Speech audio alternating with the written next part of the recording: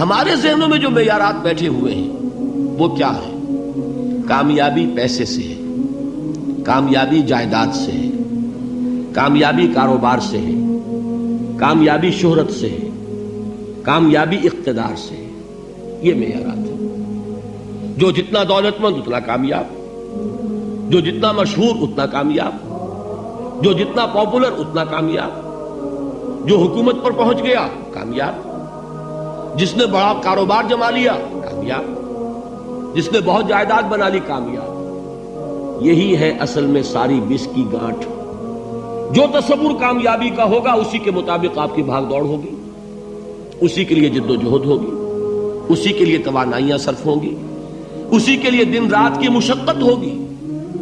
یہ ہے اصل شے جس کی یہاں نفی ہو رہی ہے. کامیابی دولت سے نہیں، کامیابی شہرت سے نہیں، کامیابی اقتدار اور طاقت اور حکومت سے نہیں، بلکہ کامیابی ہے ایمان سے، عمل صالح سے، تواصی بالحق سے، تواصی بالصبر سے.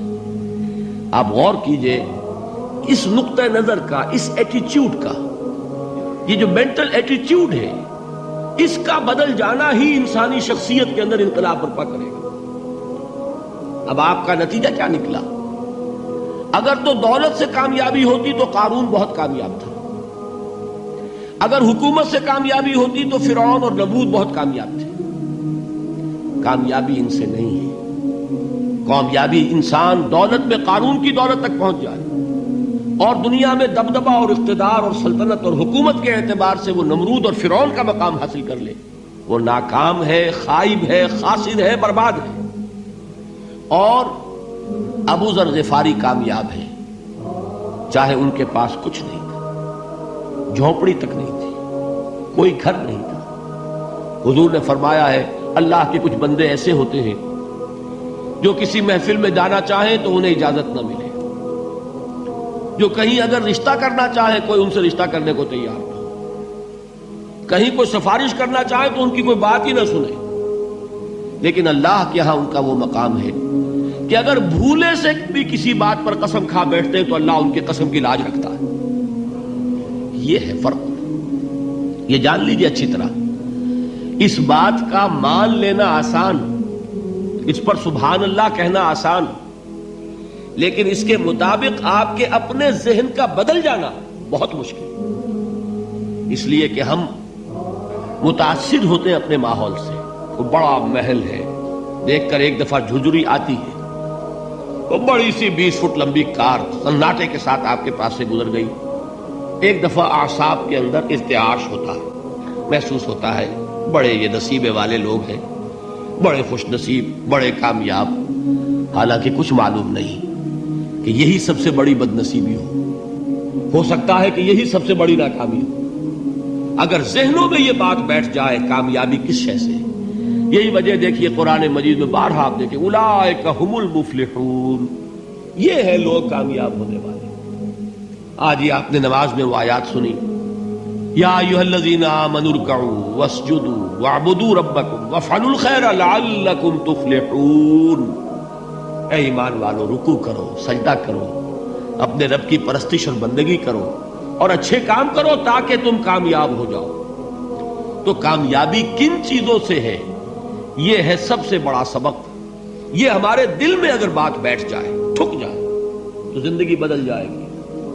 صبح و شام بدل جائیں گے، نقشے بدل جائیں گے، بھاگ دوڑ کا رنگ بدل جائے گا، ویلیو سٹرکچر بدل جائے گا.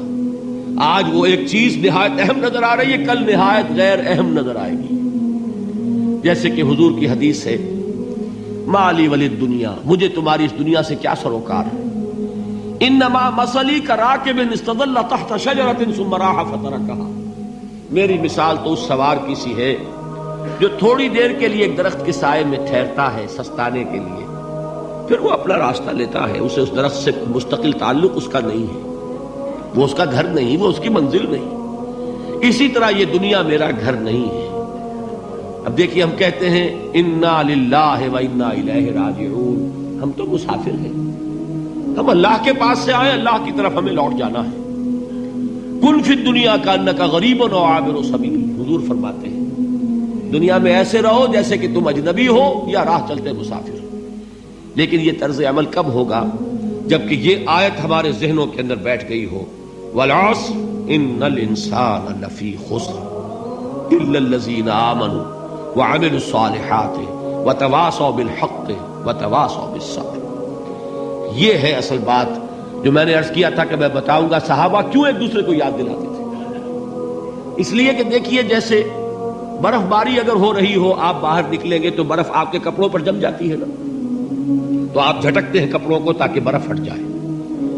ہمارے ایمان پر اس دنیا میں رہتے ہوئے جب ہم متاثر ہوتے ہیں ماحول سے تو گردہ آ جاتا ہے، برف پڑ جاتی ہے، اس کو جھٹکتے رہنے کی ضرورت ہے.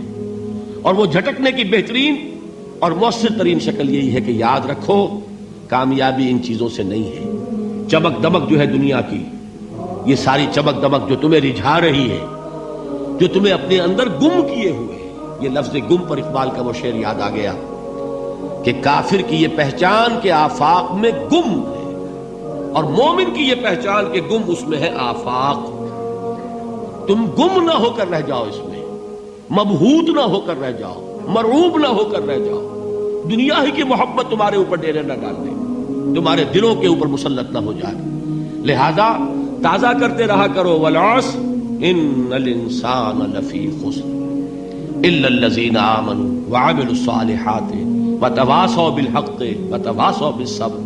پھر یاد کر لو، پھر تازہ کر لو اپنے اس یقین کو کہ کامیابی دولت سے نہیں، کامیابی ثروت سے نہیں، کامیابی اقتدار سے نہیں، کامیابی شہرت سے نہیں، کامیابی جائیداد سے نہیں، کامیابی ہے ایمان سے، کامیابی ہے عمل صالح سے، کامیابی ہے تواصی بالحق سے، کامیابی ہے تواصی بالصبر سے.